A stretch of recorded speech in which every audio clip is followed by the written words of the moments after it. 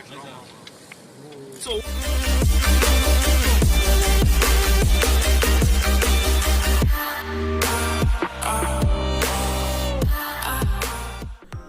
বন্ধুসকল, স্বাগতম অসমীয়া গাইডৰ অন্য এটা ভিডিঅ'লৈ।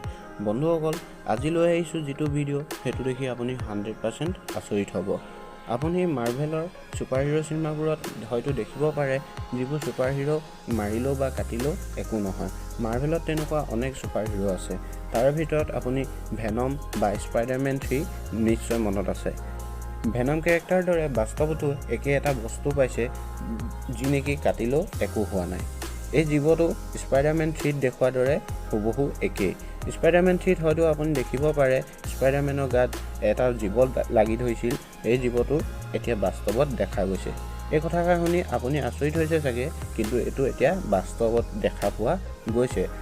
ভেনমৰ দৰে দেখিবলৈ একে এই জীৱটো এতিয়া ছ'চিয়েল মিডিয়াত বহুত বেছিকৈ ভাইৰেল হৈছে। এই ভিডিঅ'টো এতিয়ালৈকে 19.6 মিলিয়ন মানুহে চাইছে। আৰু এই ভিডিঅ'টি চোৱাৰ পিছত বহুতে কমেণ্ট কৰি কৈছে যে এই জীৱটো স্পাইডাৰমেন 3 বা ভেনমৰ দৰে একেই কোনো গ্ৰহৰ পৰা অহা জীৱ। ভিডিঅ'টিত এজন মানুহে চুৰিৰে কাটি এই জীৱটোক আঁতৰাই দিছে, কিন্তু জীৱটোৱে আকৌ শিলটোত লাগি ধৰে।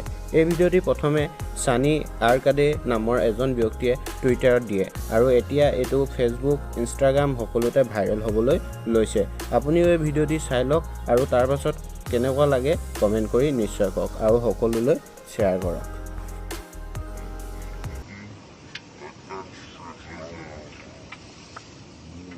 So one thing like that,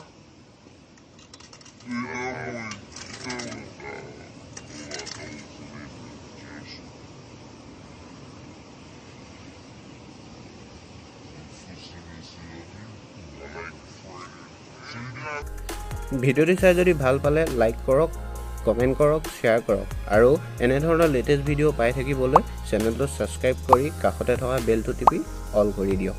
ধন্যবাদ।